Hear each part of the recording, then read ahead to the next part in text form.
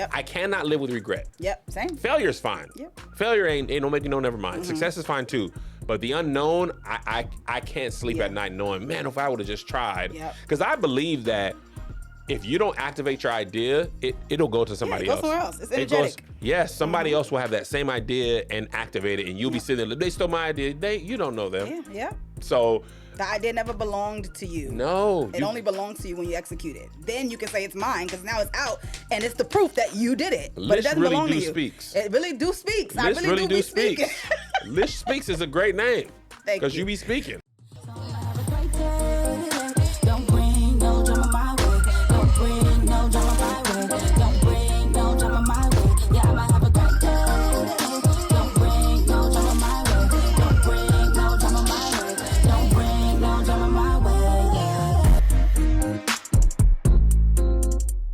What's up, everybody? It's your girl, Lish Speaks, and welcome back to another episode of my podcast, I'll Just Let Myself In. Listen, this is the podcast where we don't wait for an imaginary permission slip or some seat at some imaginary table. We let ourselves into our God-given doors. And today, I am super excited. I'm feeling super blessed. I'm even a little bit nervous, which if you watch this, you know I'm not normally like this, because I have a guest that just really lives out and embodies what we do here at I'll Just Let Myself In. This person quite literally let themselves into the entertainment industry and has done so much. Let me tell you a little bit about him. He is an actor, a comedian, a director, a New York Times best-selling author already. He has over 1 million subscribers on YouTube, 2.2 million subscribers on Instagram, 1.2 million followers on TikTok. He's a father. He's a husband. He seems to be a friend to everybody in the industry if you watch his show. He's a man of God and a man of his word because he said he would do this interview, and he's here. Ladies and gentlemen, Kevonstage. Praise the Lord. Praise the Lord. Praise the Lord. Did I do all right? You did great. I was like, you forgot 3 million on Facebook, but you know what I'm saying? I didn't want to say nothing. Okay, 3 million on Facebook. Nothing, you know what I'm saying? 3 million on the book. Period. Okay. He's also a humble man of God. I mean, if you listen numbers, you got to put them all up in there. And tell the whole truth. People know. Shame the devil. I love to see it. Listen, you got a lot going on, and we're going to get into as much of it as possible. Okay. August 21st, your series Churchy will be airing a second season on BET Plus, where you can stream that. Yeah. Then on BET, the channel, television, do your research. the box. You know what I'm saying? You will be airing your show, Hospital. The hospital, which is going to be sketch comedy. And from what I saw, you got every influencer under the sun who could make it to LA. I got so many people. I love working with people. I see. We're going to talk about that. You love nepotism and fempotism. I love it. I love it. I love it. I love it.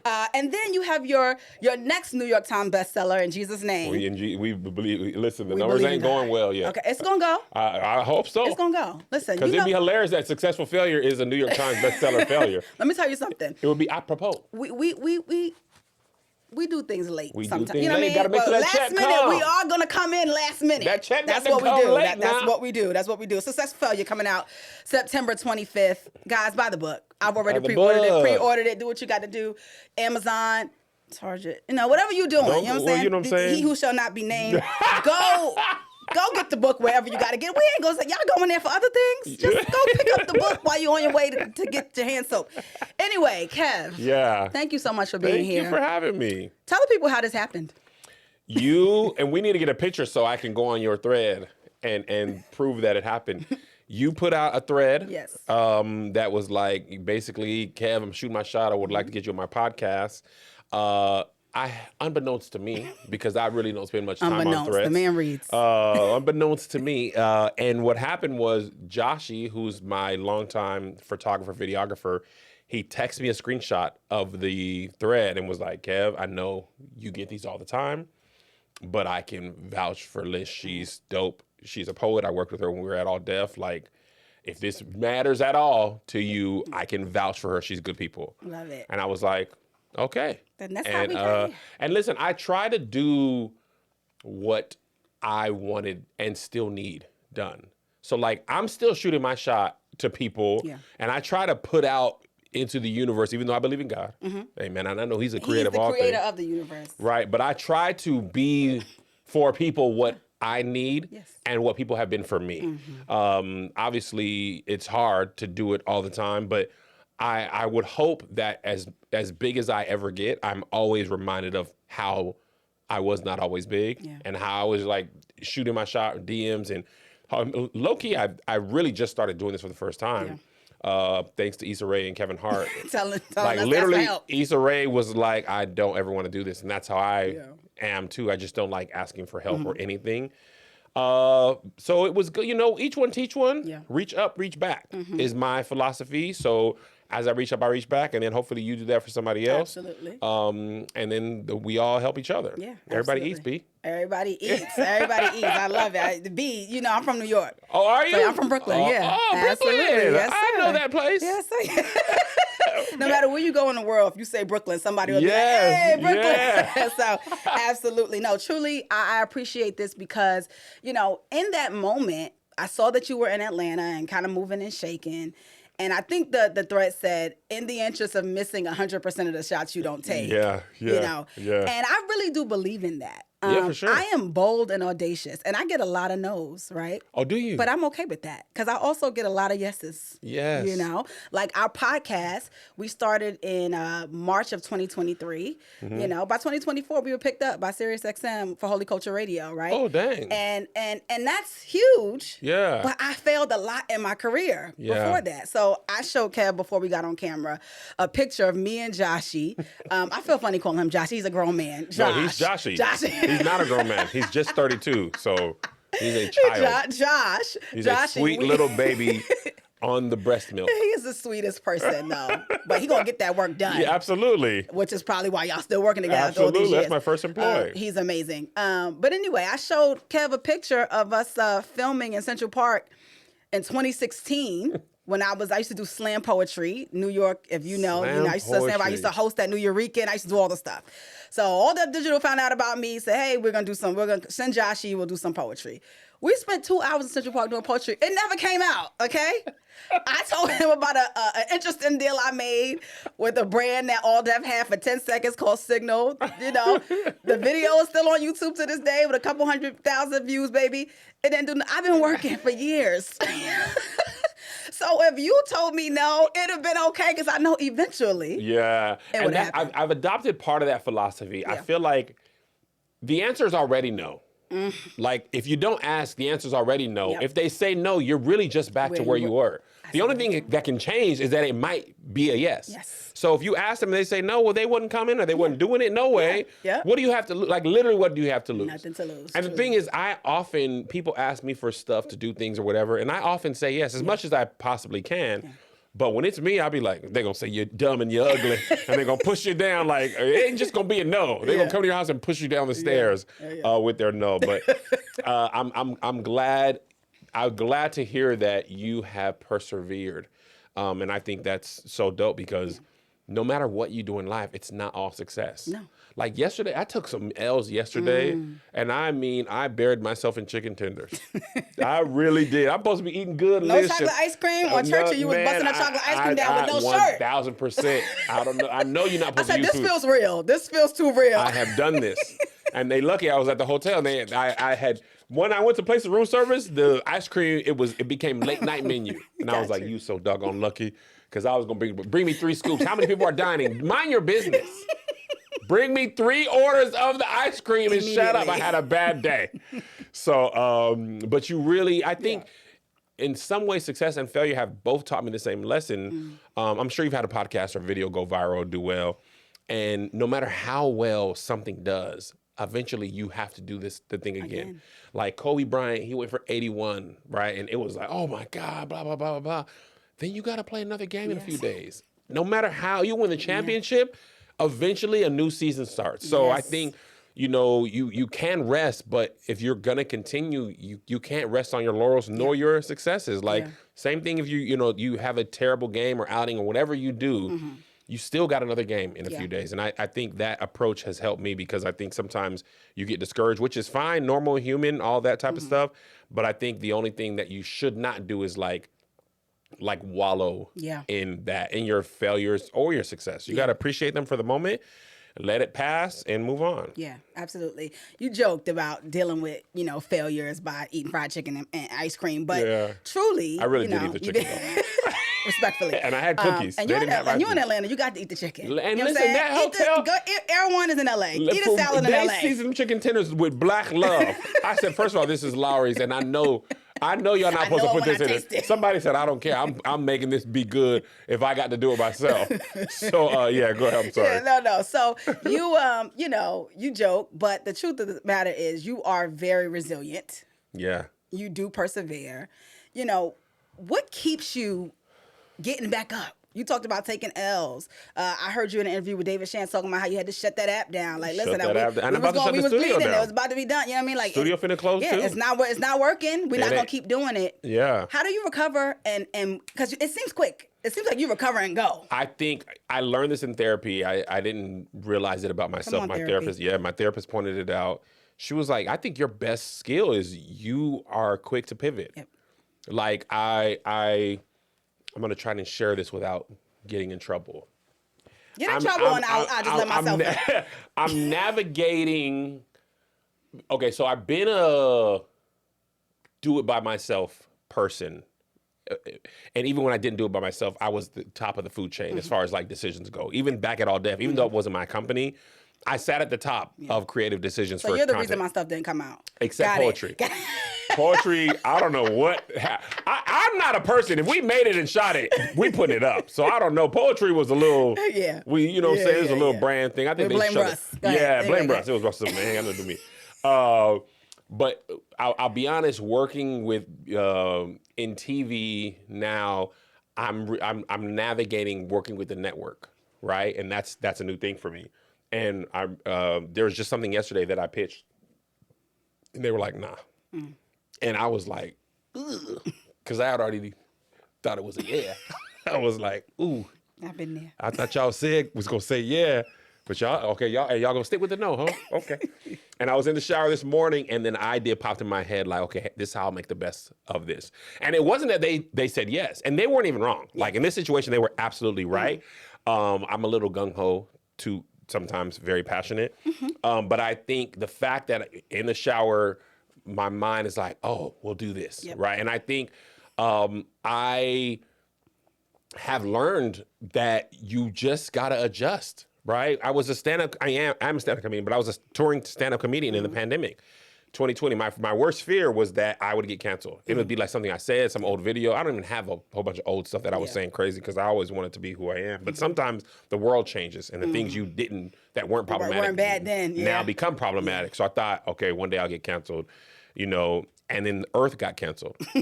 And I remember being like, dang, this is our number one, this is how we make our money. This is what I do. And I remember I was sitting in my backyard, and we had just moved to Calabasas, which was infinitely more expensive than where we were living. Calabasas, my Lord. And do it for the blacks, guys. Man, do it for the blacks, for the black people anyway. And we was in there, and then all our money went away, and I was like, they're gonna let us stay? Okay. So I was like, okay, I can't go do stand-up, but I'm not gonna do Zoom. And no disrespect to Zoom comedy, but the 3-second lag is too long for stand-up. I don't like preaching on Zoom. It's terrible. It's terrible. I need that amen or boo. Quickly. But I need it quick. And I remember LA was like, okay, you can have up to 25 people outside if the people from one house can be together and then 6 feet apart, blah, blah, blah. And I was like, that's enough. I performed shows with 25 people, and I was like, oh, I could stream it. Right, and I could you and your husband and 2 other friends to come invite you, do COVID tests, and then what happened was this idea popped in my head with nobody else. Dave Chappelle did it before me, and a lot of people have been like, oh well, can't do it. Now Dave did it, and when he did, I was like, oh great, now I can show people it's going to be like this. You could buy tickets. Positive. I had a better year that year than I would have ever had if I sold every single ticket that year on tour that I was scheduled for in every single city. I mean, every seat. I wouldn't have made as much as I did with Keep Your Distance, nor would I have been able to help as many comedians as possible. And here's the other thing. As the world opened back up, Keep Your Distance died. Because as people could go outside, they don't want to come home to your living room. To their living room. They want to go, they can go to the actual comedy club. So the thing about pivot is it works both ways. Sometimes you pivot into it and it works. And it's something, the drug game, we're both aware. Now Sometimes I'm you can getting hit too a excited. lick. Go ahead. Sometimes you can hit a lick for a while, maybe one time, maybe 3 times, but when it's over, it's over. And I think that's what has helped me be fresh. I'm not really tied to any one mode of doing things. I'm tied to creating. And I think that creation can come in many different forms. And I embrace them all for what they do. I love stand-up, but I love acting as well. I could take a break from stand-up and do acting, take a break from acting and do stand-up. Yep. I could write, I could edit, you know what I'm saying? So I think in that way, the pivoting is the key. Yeah, same. When you were talking about shower thoughts, my husband smiled at me because I come out the shower with a whole show, whole documentary we should produce. We have a media company called Blame Media, and he is the Melissa. Is he? He is we read you all's book. We watched you all's podcast with Lataria's, their future wifey. And we literally just kept looking at each other he really kept looking at me because I'm the one with all the ideas who wants to spend every dime we have creating so that the world could feel good and laugh and be enlightened. I have to be stopped by her. No, all the time. She's got to be like, hey. Somebody got to do it though. Somebody's got to do it. I want to talk a little bit about, the dreamer in you. The person who will die at a 9 to 5. Funny enough, I met my husband on a blind date. Really? On a blind date, my best friend used to be his barber when they were in college. He's 4 years younger than me. I'm a little bit of a cougar. And she was like, I got this guy. And he's a little young, but I really think you guys will hit it off. Anyway, we go on this blind date. 5 minutes in, I was like, he's supposed to be my man, my business partner, my best friend. I don't know which one, but he's supposed to be in my life. It was very evident very quickly. 5 minutes At the time, I was working at Bank of America. Really? Doing credit cards, HELOCs. You are me. Listen, I was working at Bank of America. I was, they called it solution sales. So if a person called because they lost their card got locked, you were supposed to help them with that and then pivot into upselling them a new credit card, getting them to increase their credit line, send them over to HELOC, whoop-de-woo. I told my husband on our first date that I was like, I won't be at this job for very long. This is not my thing. Yeah. And he was like, he was telling me about, on the first day, what do you do for a living? And he's telling me he's an IT director. Yeah, because I just love my foundation. And, I'm probably going to retire here. I said, I won't be at my job probably in 6 months. And I wasn't. I couldn't. It was killing. I would cry in the parking lot. Like, no cap. I would cry in the parking lot. I know the feeling. Yeah. And so when a dreamer like you gets with a person like Melissa, who is, I could be at this 9 to 5 and thrive and be happy and climb up the ladder. My husband is that way.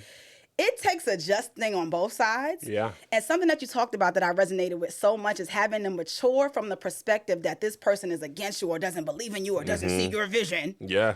To the maturity of, they believe in me, they love me. They also know everything doesn't always work. And we need to be able to buy toilet paper, soap, and have insurance, right? So I think a lot of married people need to hear that, right? How do you navigate that? First of all, I love that you have the Asia Wilsons on. Yeah, that's my girl. My wife talked about the kite and the string analogy, where you and I are the kites and our spouses are the strings. And the kite wants to fly and would go all the way up. But without a string, it would fly and fall. Yeah. And same way, the string without a kite would never get off the ground. At the end of the day, they both end up on the ground. So the kite and the string really work together. My responsibility as the dreamer is to catch the wind and fly. My wife her responsibility is to keep me grounded, to not let me go, and to make sure I can navigate the situation. Once I adjusted to that point of view, I started seeing her value as opposed to her as an opposition. Because when you're a dreamer, if you don't believe, then it's me against the world. I'm Jon Snow pulling out my sword. I've felled 1,000 horses. I will die for this. You know what I mean? And that approach is actually very valuable because it's what gets you up in the morning, what keeps you up at night, dreaming, editing, believing, creating, all that type of stuff. But left to our own devices, I would spend I would there's no idea that's bad. Every idea I have is the best. I'm going to change the world and destroy Netflix. And why wouldn't they greenlight it? And why wouldn't they? It's fine. And it doesn't matter how many times my wife is right. Same. I'm going to be right the next time. Right?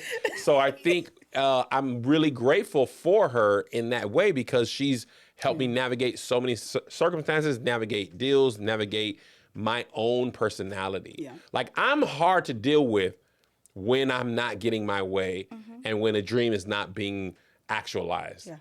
Everybody's my enemy. Everybody's wrong. Yeah. So just last night, my wife was like, and it's really tough to navigate because she's like, let me help you, but don't be mad at me. Yeah, you get moody. Yeah. Oh my gosh. And it's rare. But I remember I was talking to her and I was talking to our employee and he was trying to be like, the silver lining, Kevin. I said, there's no silver lining today. Everything is dumb. And don't even talk to me right now. Matter of fact, Give let me me 5 go. feet. And my wife was like, I know you had a rough day. I just want you to eat and go to bed. God bless Melissa. And I was eating the chicken. I was like, chicken's good. It was so fireless. The fries were so, I really had to like lick my wounds a little bit. Yes. Because we don't, everything doesn't always work. Yeah. You know what I mean? And in our mind, how could it not? What do you mean? Yes. The Lord gave me this idea. The Lord himself. Because we from the church, so we believe. God himself. Like when I started Kevonstage Studios, people think I'm joking. I'm being dead serious.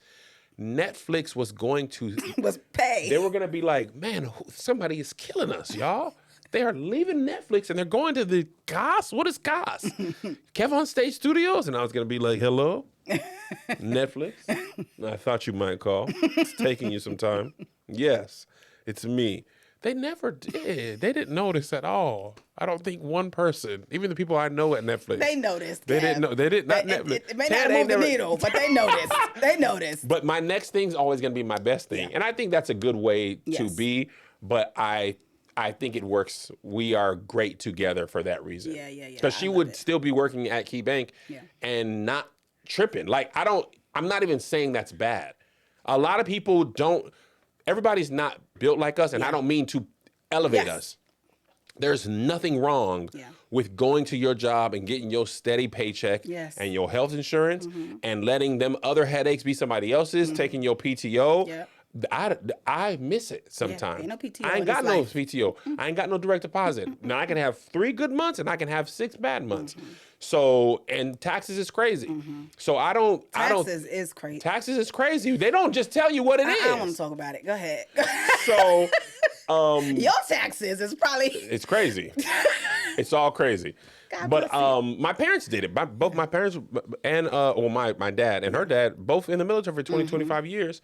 Like, there's nothing wrong with that. Yeah. Melissa could have worked that job, and it's stressful to be an entrepreneur. Yeah. Some entrepreneurs be like, I'm done with this. Yeah. I'm going back to a regular job. Yep. Yeah, I liked direct deposit and health insurance. Like, Boeing was a good gig. We got Christmas to New Year off. Yeah. And then a bonus, and then we got a bonus notification around Valentine's Day. I was like, this is all right. Yeah. My kids was in private school. Like, I wasn't tripping. But I think I couldn't do that because I just weren't built for that. I was going to get fired. Yeah, for sure. Either quit or get fired because I can't be at the people's job. No. Not watching YouTube and studying. I was trying to get on the design team at Boeing. Everybody else had Dells because, corporate. Yeah. But the design team, they had Apple, Macs. I cannot draw. Okay. You thought you was going to get you a Mac. I said, I want to apply for, just so I could get iMovie. Yeah.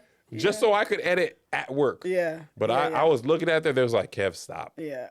My coworkers were like, bro, they all went to college for design. They're like 6 years in. You're not getting on this team. Design team. You got to do like a whole drawing packet. They're like, you're not going to get on. I was like, what up with the old laptop? Give me one of them. I love it. No, dreamers, we just something in us, man. I think it definitely is placed by God because the truth of the matter is you got to have the yin and the yang. You got to have both. Yeah. I feel like, so much of what, like I use brown sugar base because of Melissa. Yes. Right? Never heard of it until her, right? So obviously she could have been at some other job, but she is an influential person. She's funny. She's beautiful. These are things that I feel like, you helped her realize. And I always talk about my husband, he's an incredible public. So I'm like, you need to be keynoting at all these black tech, Afro tech, all that, do your thing. And I feel like these things have elevated him as well. So it's definitely the kite and the string. I love that. Right. I want to get in to some of your influences, right? Okay. So you talked about David E. Talbert at one point. Yes. When it comes to the plays that you and your brother used to do. You've done To Keep Your Distance. You've done tours, the Back Pew tour. You're doing the Ball Brothers tour. You got Churchy. You got Successful Failure coming out. You got Spectrum commercials. You got all the things, right? So respectfully, you have surpassed some of your, North Stars from the past, right? Who are you actually looking up to right now? Have I surpassed them? Somewhat. I ain't not no David E. Not with no jingle jangle. Not no David E. Yeah, that's true. Not David E. But not Tyler's. These are the people that you're still looking up to. Okay. Them people is still way Issa Rae. They are far. Yeah. They're far ahead. Which I think you should. Like the people you're chasing should always seem what's funny? out of reach. I think, and let me just encourage you real quick. I love that you feel that way, but I don't think the people feel that way. You What are people? like the people. The The Americans? other day, we were on Threads, and we thought somebody was about to say something negative about you. Did you read those comments? I saw that. We thought that somebody was shout out to Scotty Beam, because she's how I saw it. I've known Scotty for years as well. Love Scotty. And she posted it, and I saw it too, and I was like, oh yeah, because we was about to ride at dawn for you, brother. The people love Kev. So I don't know that we see you far behind. I get that a lot, and I think I wrestle with it because maybe I'm just, I don't know. I think I always see where I want to go, so therefore I don't acknowledge where I am nor where I came from, and I don't do anything for flex. Yeah. So I remember I was telling somebody, I was like, man, I'm trying to get here. They were like, Kev, you have two studios. You have a podcast studio, and then you have a sound stage with a podcast studio, 2 podcast studios in it. They were like, who else has that? And I was like, well, that ain't, that we just got that because I was like, well, you're just paying a lot of money in locations and it was just cheaper. They're like, yeah, whatever your business reasons are, fine. You're doing it. But you have 2 podcasts. You bought a house in LA. Which that was my goal. I ain't buy that house. Oh, okay. No, we was just renting But over you there was at the there. Baptist. Yeah, we was over there. That's old money though. Them people, they was acting crazy prices. But I think because remember, I'm supposed to take Netflix down. Yeah. So I do accept that I can be both an inspiration and a goal for someone while I'm also somebody else is an inspiration and goal for me. Yeah. So I think that's where I've landed. Yeah. Well, take some of your flowers, man. I'm taking them. Some of them and I suck at taking flowers and Yeah, compliments. yeah, I just get nervous and my hands get clammy and I want to hide. But I appreciate that, and I appreciated people coming for me because coming to my defense. Yeah. And he was saying great things about you. He was, so but it was worded in a way that I saw people be like, "What's up, though? Yeah, you cool? Is you cool, bro? That's exactly what it was. You cool? And he's cool. Like I've known him online for a long time. He was like, "Hey, y'all, I like him." He was like, "Yeah, you better like it." Matter of fact, repost it, rewrite it again, Change it. rethread it, make it make more sense. But no, that was dope. Yeah. Successful Failure is a dope title. Yeah. Because I think it helps us understand, especially, I'm 37. So I'm, an elder millennial, as they would call it. But I do think that even those of us who like to talk about how we didn't come up online and whatever, we have now adopted the same microwave mentality as the Gen Z. We want things to happen quick. We want to put something out. We want it to go viral immediately. And I think you telling your story in this way helps us to understand the patience that it takes to become who you are becoming. One of the things I love about you, from what I've seen online, is that you don't seem to care more about being a success publicly than you do privately. A lot of people, specifically from the faith background, are a public success and a private failure when it comes to relationships, marriages, their kids, all sorts of things. And I saw you almost turn down the podcast summit because it was going to be on one of your son's birthdays, or it has been in the past on one of your son's birthdays. This year. I was not going to do it this year. You were like, if you can get me out by this time, I'll do it. Yeah. How do you navigate making sure that you're not a public success and a private failure? Because my ultimate goal above anything is that in 20 years, during Thanksgiving and Christmas, my kids feel safe enough to come home with whoever they are with and whoever they love, to come to their parents' house and their parents are still together. Yeah. That's my number one goal. And I'm dead serious about this. I listen to, and Shaq's been very open and public about this. he's always like, I have a 30,000 square foot home, but I'm alone. And like, that's my worst nightmare. Yeah. You know, my worst nightmare is not working a regular job. Like, if you gave me a choice of like, hey, you can have your family, but you got to go, you know, back to Boeing, then I would go back to Boeing. I would find the joy in the 10-minute breaks and the lunches and the vacation and weekends. But if you told me you get all the dreams you want, you're famous, you got shows on all these platforms, you got a private plane, you got $100 million, but you are divorced and your kids don't rock with you, well, then that's just, I would turn all that in. Yeah. Because I've had a great life and we've had fun at every stage. Yeah. When we had no money, my wife, you think she's creative now. Boy, she found a way to get us to do some stuff. I remember they used to sell like coupon books and stuff. And we used to want to take our kids to the Sonics games and Mariners games. We ain't have full price tickets. But she found like, we go Tuesday, October 17th. Now they going to be playing a team that who cares about. And the game got to be at 2, okay? In the afternoon. But it's $1. I go Tuesday evening so we're going to spend $8 and we went, our kids, my brother and his kids, her sister and their kids. Yeah. We used to go to the park, have lunch, play games, like, and one of our sisters was on EBT, so we used to have state-sponsored barbecues and cookouts. Come on, state-sponsored. Shout out state of Washington. We got lamb chops. I've never quite heard it put that way. Yeah, state-sponsored barbecues, little lunch situations. You know, we'd have game night. We'd play Uno and Taboo. Like, you don't need money to enjoy that. Yeah. So, and money cannot replace when what you truly enjoy. Neither can success. Neither can success. There's times when me and Melissa went on a trip to Egypt with our boys, and we were gone for like 2 weeks. Most expensive vacation I've ever taken to this day. It was insane. Yeah. We were arguing. Me and her were in a bad place for like 4 of the 10 days. And at that moment, I realized, oh man, a 5-star hotel, the best food money can buy for. We were on a yacht that was like, it was my family of 4. We all had our own room, technically. Me and Melissa stayed in the same bed. Yeah. There was a crew of 22 people. They were like, 2 weeks ago, Tom Cruise was on it. The week before that, Pharrell. And last month was Leonardo DiCaprio. I don't hear nothing about you thinking that you behind certain people. I'm about to throw something at you, okay?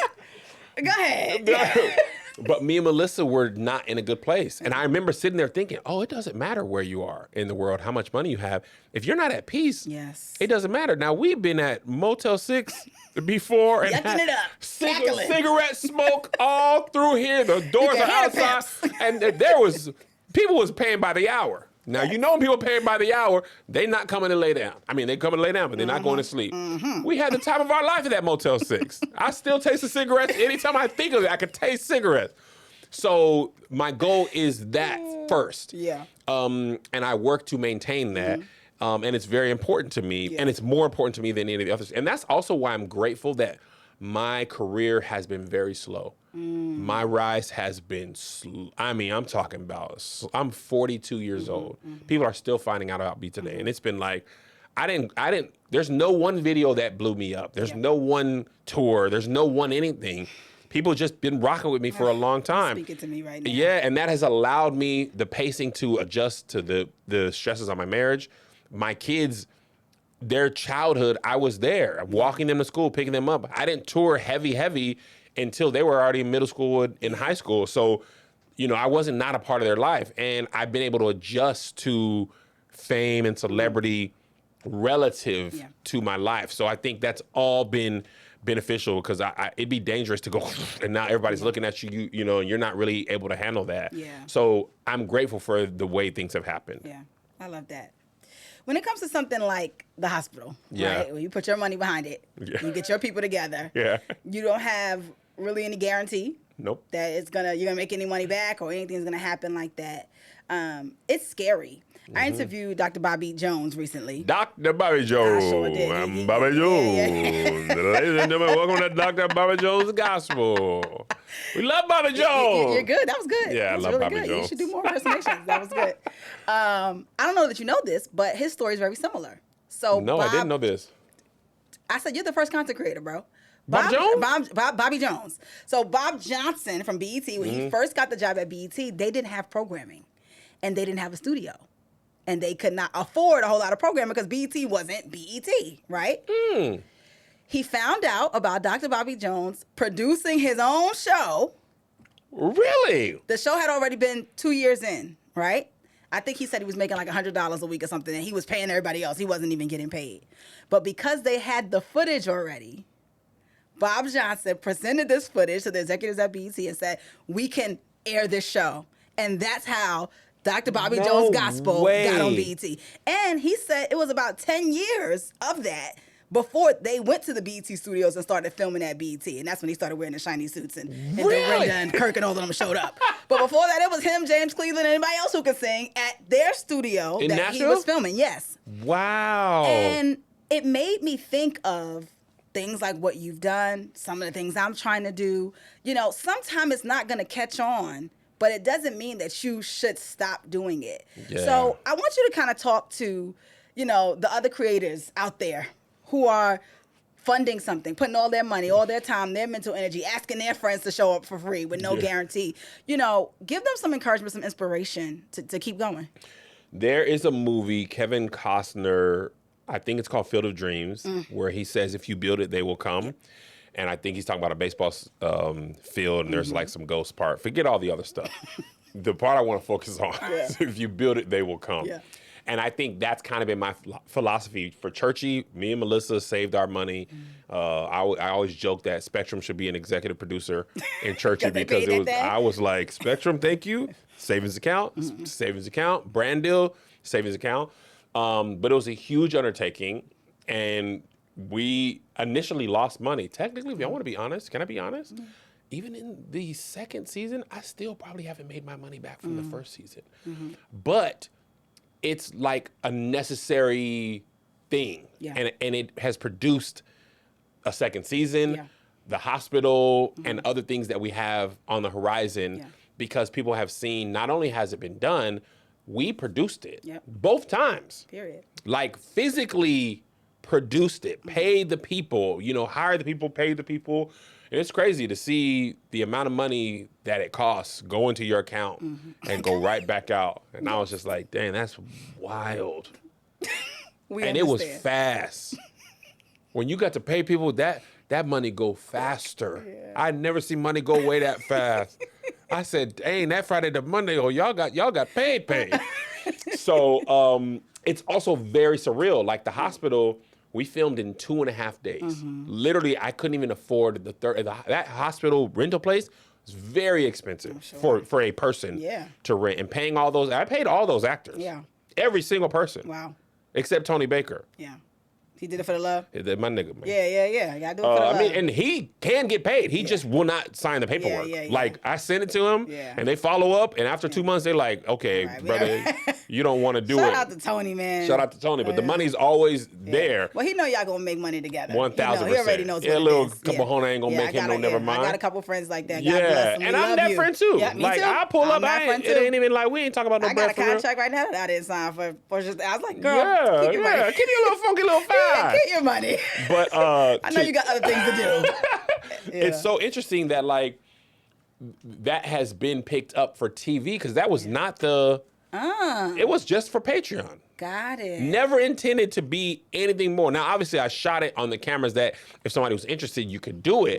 Right. And that's part of the reason why it was expensive. Right. But I didn't even like plan to sell that. Yeah. So I feel like that's really where it can only be God, right? Because my path has been up until this point, make it, sell it versus pitch it. To this day, I haven't pitched anything that didn't already exist. And also I don't advise everybody to do this because it's very expensive. But I realize for me, it's so much easier to say yes to something that already exists. Yeah. Because it's there. Yep. You don't have to take a chance on it. Yeah. You can now imagine. You don't have to imagine it. Yeah. You don't have to produce it. You don't have to go through the notes process. It is here. We have the files. And I think that's been my competitive advantage so far as I'm willing to make it. And even if you didn't buy it, I've already won because my Patreon has got it. You know what I'm saying? So that's been great. And this next thing that I'm working on that I just shot a few weeks ago, idea literally came to me. I could not sleep that night, and I was like, man, I really can't. And then that idea was like in my mind. Yeah. And I had to get everything that I was thinking about off of my phone. And within 5 weeks, we were shooting. Yeah. You got to move quick. You know got what I'm saying? to. You got to move quick. Money loves being expedient. You can't. Slowness, you will lose it. You'll lose the idea. Somebody else will do it. You'll just lose it. And I think too, realizing that failing fast is the best thing. Yeah. You know what I mean? Like, if it's not going to work, let's find that out quickly. Right away. So I'm not dreaming of this for 10 years or for it to not be a good idea in the first place. And I can live with that. Same. If I shoot a basketball, it go in or it go out. And I know right away. And you know the adjustment, and I can move on. Yeah. And I'm okay with that. And I think the only thing I'm not okay with is not trying. Yep. I cannot live with regret. Yep, same. Failure's fine. Yep. Failure ain't no make you know, never mind. Success is fine too. But the unknown, I can't sleep at night knowing, man, if I would have just tried. Because I believe that if you don't activate your idea, it'll go to somebody else. It goes somewhere else. It's energetic. Yes, somebody else will have that same idea and activate it, and you'll be sitting there. They stole my idea. You don't know them. Yeah. So the idea never belonged to you. No. It only belongs to you when you execute it. Then you can say it's mine because now it's out and it's the proof that you did it. But it doesn't belong to you. Speaks. It really do speaks. List really do speaks. List Speaks is a great name. Thank you. Because you be speaking. Listen, I've done a lot. I've acted, slam poetry, rap. Why'd you stop doing slam poetry? Ooh, that's a good question. So the truth of the matter is, I think I got in my head. Lish. Isn't it crazy? Why you got in your head? I think I got in my head because I was doing music at the time, and I had become a BET Music. Remember BET Music Matters? Yeah. I was a BET Music Matters artist. That's actually how I met Scotty Beam. Really? I've lived a lot of lives in 37 years. You've been doing that. You don't do music either? Ish. I do music-ish now. Lish-ish. Lish-ish. You know what I'm saying? And I used to write for a lot of art. I used to do a whole lot of stuff. And I think I kind of got in my head about the poetry versus the music. This was a time, you remember 10 years ago, you couldn't do more than one thing. Right. You had a niche down. This is what you do. Yeah, you know what I mean? yeah. And then so the music started doing well, you know what I mean? I was very militant. My first project was called Melanated. This was in 2015. You know what I'm saying? So this and so, I was on that. You know what I'm saying? I was on that. And then as I continued to make music and that's how Signal found me. So the radio station that I work with now, Holy Culture, shout out to Holy Culture, Sirius XM, channel 140, 8 p.m. Eastern Standard Time if you're watching it there. They found me because they were playing my music. Someone called me and said, you're on the radio. I had a song out called Today. It's a very bippity-boppity song. I've never created a song like it before. You sing or rap, or both? Both, but I mostly rap. I've never created a song like it before or since. And I really believe there's something behind that. Yeah. But they were playing my music, and then they realized, she yaps. She has a podcast. We had 8 episodes out. We had produced it. Mm-hmm. I filmed all 8 episodes before I even announced that I had a podcast. That's what I'm talking about. I like baby. execution. Let's do it. I don't have time to be. We put a podcast out, and then now life has got. Because I still work full time to this day. To this day. Still work full time. To this day. What you do to them? I'm an associate minister at a church in Duluth, Georgia. Yeah, boy, I was a youth minister. You was a youth pastor? This is why I love Churchy. We're going to get to that in a second. Oh, you're going to love this season. Am I? Oh, it's good. So I know about bringing people in, trying to get it popping to a church that don't really get it, but you get it, but they don't get it. They don't get social media, but you get it, all the stuff. Wow. But yeah, I think I got into my head. I think even with the acting, there's a whole lot of things that I feel like God has said, hey, you could do this. But let me tell you how I knew that media was what I was supposed to be doing.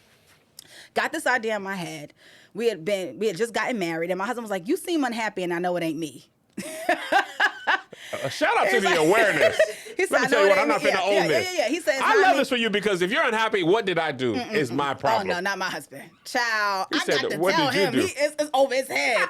I got to say, you did, because he's like, I did something. I'm perfect. What do you mean? And I work by choice. I don't have to work. God bless the man of God. So he was like, I gave you the wedding that you wanted. We live in a beautiful apartment. We film at my apartment because we have 17-foot ceilings. It's a beautiful place to live. Okay, come on, Duluth. We do our thing over there. But I understand why you didn't want to come all the way to Duluth. Kevin told me no. He said, I'm not coming to your house. I'm not going I'm not. You can come to me. I mapped it out, and it was an hour. I respect it, brother. And I said, no.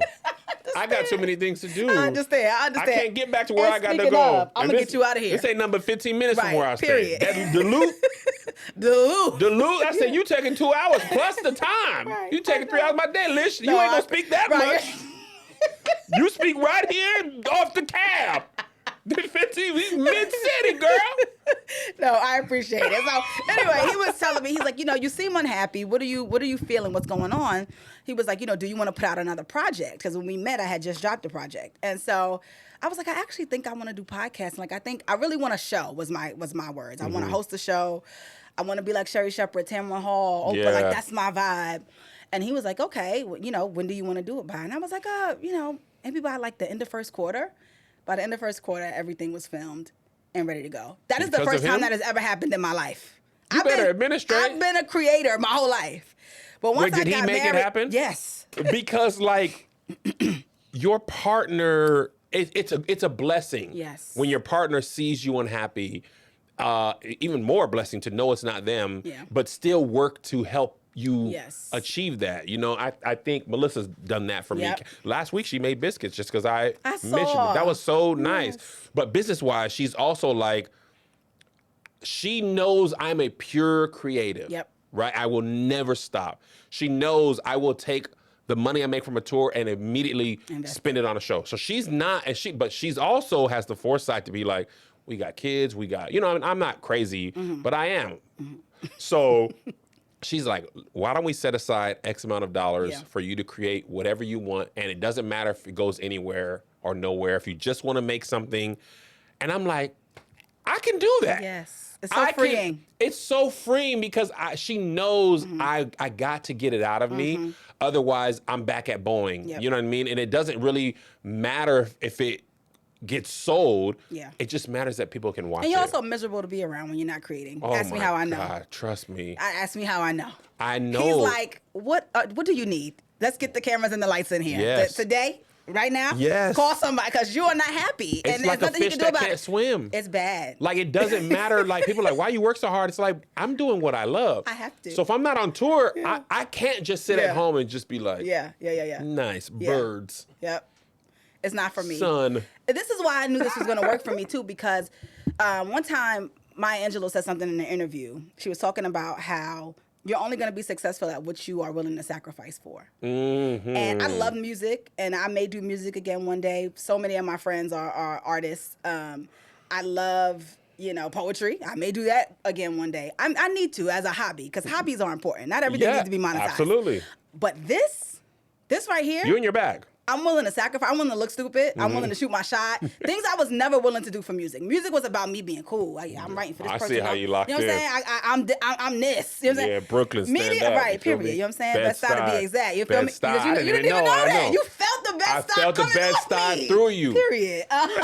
It's also the only thing I know, but that's why I know. Respect. But for media, like, I'm willing to look like a cornball, yo. I don't care. I'm like, yo, this is what I love. This is what I want to do. I'm curious about people. I care about their stories. So when I realized that, and I think my husband realized it was like, okay, this is something that I can really get behind. And I'm sure Melissa does the same thing. 1,000%. When she sees, like, okay, nah, he's willing to sacrifice for this, and only makes her feel more confident in sacrificing. Absolutely. Yeah, absolutely. Let's talk really quick about nepotism, then I'm going to ask you my final question that I ask every guest.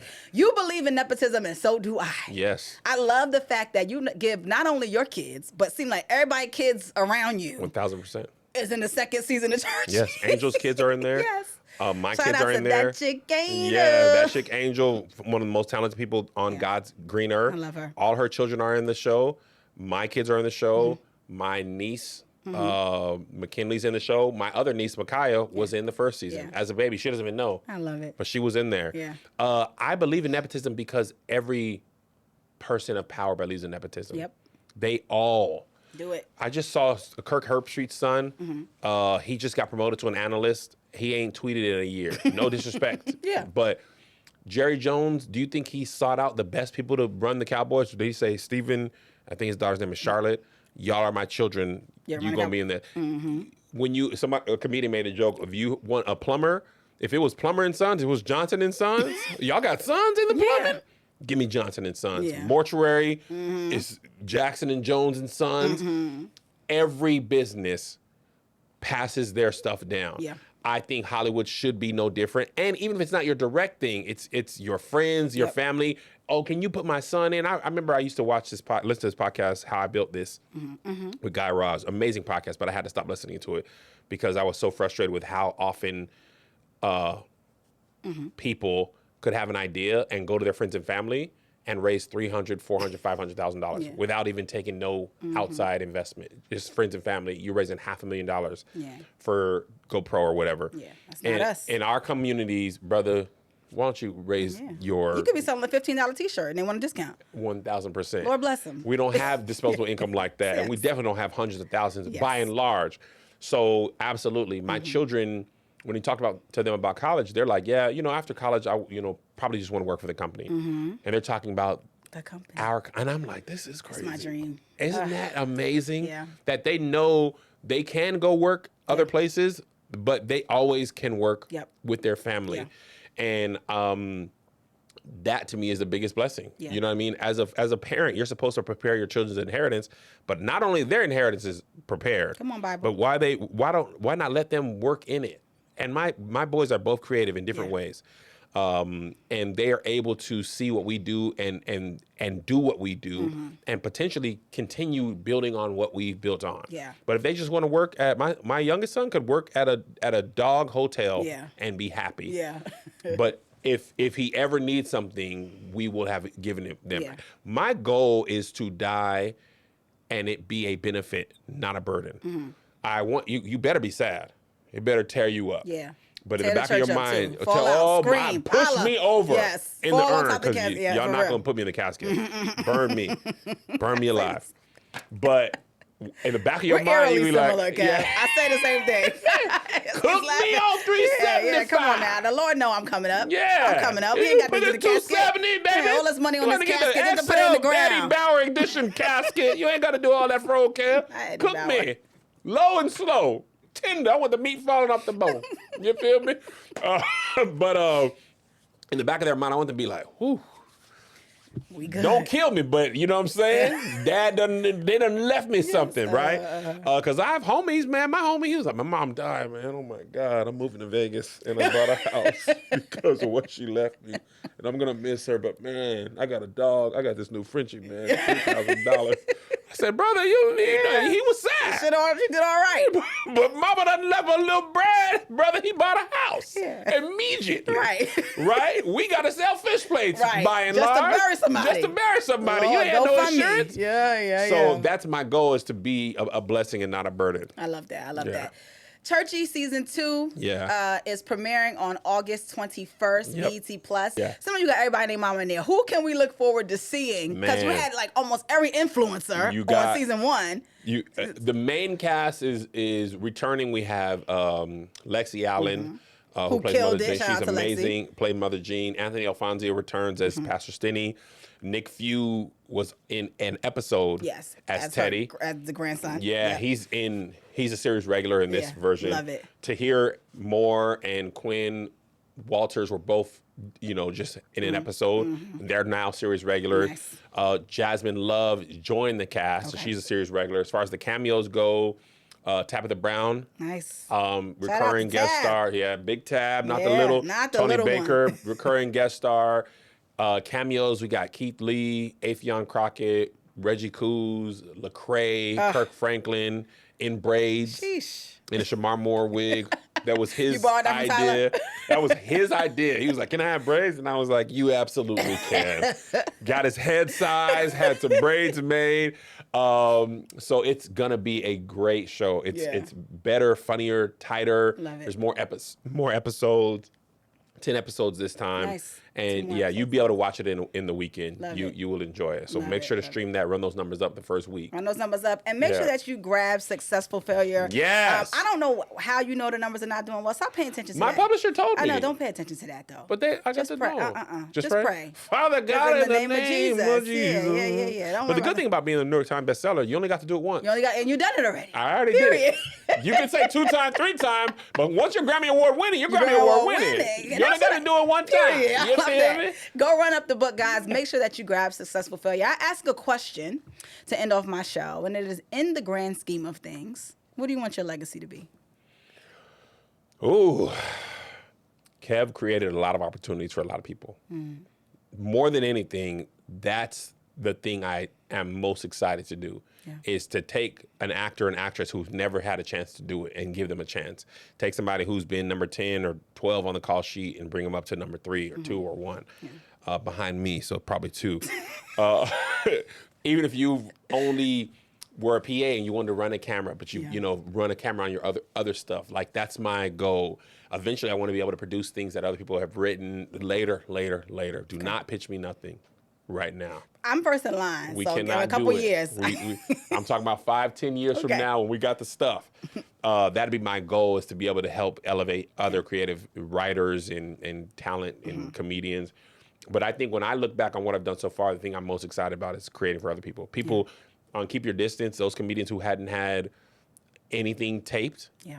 The fact that they have a stellar piece of tape that they can go out and show to comedy clubs and theaters and colleges to get booked, that's my greatest joy, is creating opportunities. Even back to All Deaf, I love to create opportunities for other people, and that's probably the thing I love the most. I love it. Well, you are well on your way. Thank you. To you know, fulfilling that legacy. And I just truly want to thank you for taking this interview, but also truly just being an inspiration from, you know, the books, you know, to you still create several videos a day. Yeah, I got some on my phone I got to post on the way back. You know, you just are really like a masterclass for real. Thank you. In Oh, you remind me, if you pre-order the book, and you take a screenshot of your pre-order, you can go to the link in my bio, fill out a form, and we'll give you my masterclass for free. I'm going to do it because I pre-ordered. So you don't even have to do it now. Like, if you pre-ordered at any time, as long as you have the screenshot, you uploaded that, and we'll send you the masterclass for free. So listen, y'all heard it here first, maybe. No, I haven't said that before. It just got approved yesterday.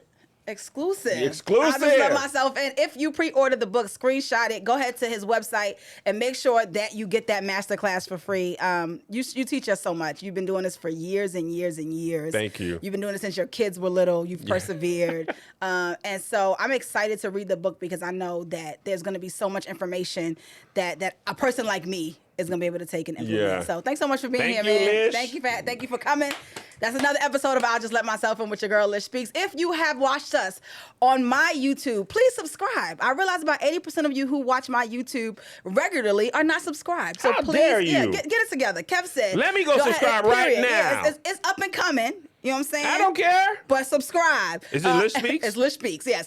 If you're following me on Instagram and you've seen clips of this there, thank you so much. If you're listening on Holy Culture Radio, Sirius XM, Channel 140, 8 p.m. Eastern Standard Time, we thank you for listening there. And if you're watching on their YouTube, we thank you for watching there. Listen, you know this is the podcast where we don't wait for an imaginary permission slip or some seat at an imaginary table. Like Kev, we walk through our God-given doors. We walk through the opportunities that God has created for us, and we live fully on purpose here. I want to see you again, same time, same place next week. Leave us a review. Let us know how you're feeling about the podcast. Tell a friend to tell a friend. If you think this will bless them, send it to them. And again, I'll see you same time, same place next week. Peace.